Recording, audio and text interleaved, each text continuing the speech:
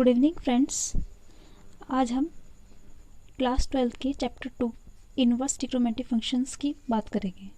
ठीक है, इससे पहले आपने चैप्टर फर्स्ट पढ़ा है।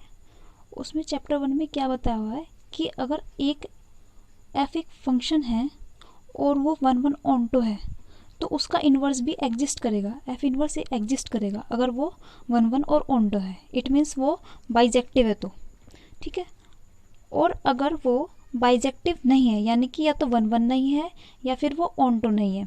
ठीक है, 1 है लेकिन ऑन टू नहीं है, या फिर ऑन टू है 1 नहीं है, तो उसका इन्वर्स एग्जिस्ट नहीं करता। तो यहाँ चैप्टर 2 में आप जितने भी ट्रिग्नोमेट्रिक फंक्शंस हैं उनके रेंज और डोमेन पर लगने वाले रेस्ट्रिक्शंस के बारे में पढ़ोगे कि किस किस पे रेस्ट्रिक्शन लगेगा, कौन कौन सी डोमेन ऐसी हैं जो उसमें एग्जिस्ट नहीं करती। जैसे साइन की वैल्यू है, साइन की वैल्यू कहाँ से कहाँ तक होती है, -1 से 1 तक। तो साइन की जो रेंज है वो क्या होगी, -1 से 1। ठीक है, तो जो डोमेन होगा उसका डोमेन क्या होगा, -π/2 एंड π/2।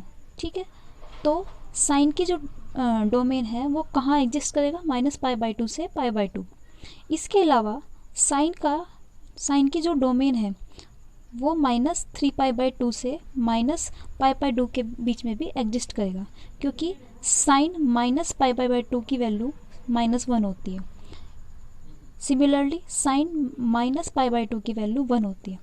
ठीक है, इसके अलावा साइन का जो डोमेन है वो π/2 एंड 3π/2 पे भी एग्जिस्ट करेगा। ठीक है, इसके बाद चलते हैं साइन के ग्राफ पर। जो साइन का ग्राफ है वो आपका इस प्रकार बनेगा कि 0 यहाँ पे 0 है, ये माइनस ये पूरी आपकी एक्सेसिस है। ठीक है, इधर की तरफ पॉजिटिव होते हैं और इधर की तरफ नेगेटिव होते हैं। तो ये आपका π/2 है, ये 3π/2, ये 2π। तो साइन की वैल्यू आपकी अगर -π/2 से π/2 है तो कहाँ से कहाँ तक होगी, -π/2 से π/2। ये उसका इस तरह से ग्राफ बन जाएगा। ठीक है, इस तरह से ग्राफ हो जाएगा उसका। अगर साइन का डोमेन -3π/2 से -π/2 पे एग्जिस्ट करेगा तो उसका ग्राफ कहाँ से कहाँ तक बनेगा, यहाँ से -3π/2 से π/2 तक। ठीक है, ये उसका ग्राफ हो जाएगा। इसके अलावा अगर साइन का डोमेन π/2 से 3π/2 तक है तो उसका जो डोमेन है वो कहाँ पे होगा, ग्राफ किस तरह से बनेगा, इस तरह से -π/2 से 3π/2। ठीक है, तो ये साइन का y = sin x का ग्राफ बन गया। इसके अलावा अगर आपको साइन इनवर्स x का ग्राफ बनाना है तो वो आपका x एक्सिस पर ना होकर वो आपका y एक्सिस पर होगा। ठीक है, इस तरह से वो आपका हॉरिजॉन्टल ना होके वो वर्टिकल ग्राफ बनेगा इस तरह से। ठीक है, अब देखिए जो इन दोनों का जॉइंट ग्राफ है। ठीक है, अगर आपको y = sin x दे रखा है और y = sin इनवर्स x दे रखा है तब क्या हो जाएगा, आपका y = x हो जाएगा। ठीक है, ये तो आपका हॉरिजॉन्टल वाला जो ग्राफ है ये तो आपका ग्राफ है y = sin x का, और जो ये वर्टिकल ग्राफ है आपका, ये ग्राफ है आपका y = sin इनवर्स। तो जहाँ पे ये दोनों ग्राफ टच हो रहे हैं यहाँ पे जो लाइन जा रही है, स्ट्रेट लाइन जा रही है।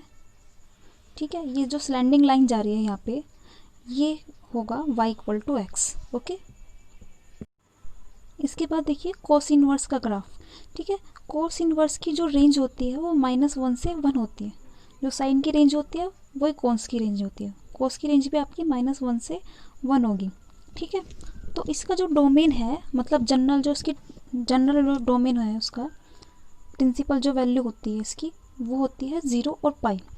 ओके, तो जो इसका ग्राफ बनेगा वो किस तरह से बनेगा, 0 से π, यानी कि यहाँ से लेके यहाँ तक का। ठीक है, ये जो लाइन होती है ना ये मानते हैं हम, जैसे साइन में हमने माना था, साइन में यहाँ से यहाँ तक या फिर यहाँ से यहाँ तक। ठीक है, या फिर यहाँ से यहाँ तक। इसी तरह से साइन जो कोस है, कोस में आप लोगे 0 से π या फिर π से 2π या फिर -π से 0।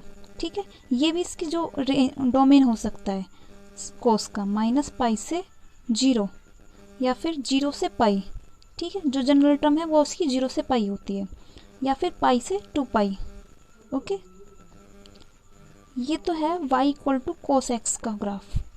अगर इन्वर्स का ग्राफ निकालना है तो वो आपका वर्टिकल हो जाएगा। ओके, इसके बाद देखिए कोसेक एक्स का ग्राफ। कोसेक एक्स में क्या करेंगे हम कि कोसेक एक्स में जो ये ग्राफ है आपका, वो जो इसकी वैल्यू होती है, जो कोसेक होता है आपका, वो क्या होता है 1/sin x। ओके, और sin x की वैल्यू जो रेंज होती है वो कहाँ से कहाँ तक होती है, -1 से 1। तो कोसेक x का जो वैल्यू है वो -1 और 1 को छोड़कर, x के जितने भी रियल नंबर है इन दोनों को छोड़कर उसमें एग्जिस्ट करेगी। ठीक है, x की वैल्यू -1 और 1 को छोड़कर होगी। ठीक है, तो आपका जो डोमेन होगा कोसेक का वो क्या होगा, -π/2 π/2 और 0 एक्सेप्ट।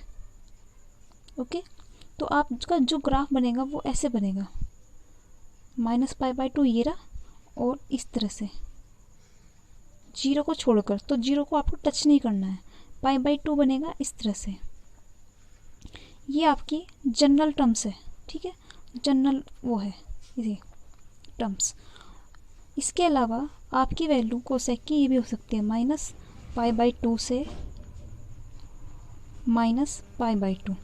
तब आपका ग्राफ एक ही है, ऐसे बनेगा -3π/2 वाला और -π/2 वाला, इस तरह से दो ग्राफ इस तरह से बन जाएंगे। ठीक है, या फिर इसकी वैल्यू ये भी हो सकती है आपकी π/2 और 3π/2। तब आपका ये ग्राफ इस तरह से बनेगा, ये और ये। ठीक है, अगर इन्वर्स में हुआ तो वो किस तरह से बनेगा, जैसे मान लिया y equal to cosec inverse x है, तब इन्वर्स में कैसे हो जाएगा, ये π/2 वाला इधर और -π/2 वाला इधर। ठीक है, -3π/2 वाला इधर और π/2 वाला इधर, π/2 वाला इधर और 3π/2 वाला इधर। ठीक है, तो ये कॉस इन्वर्स एक्स का ग्राफ बन जाएगा आपका।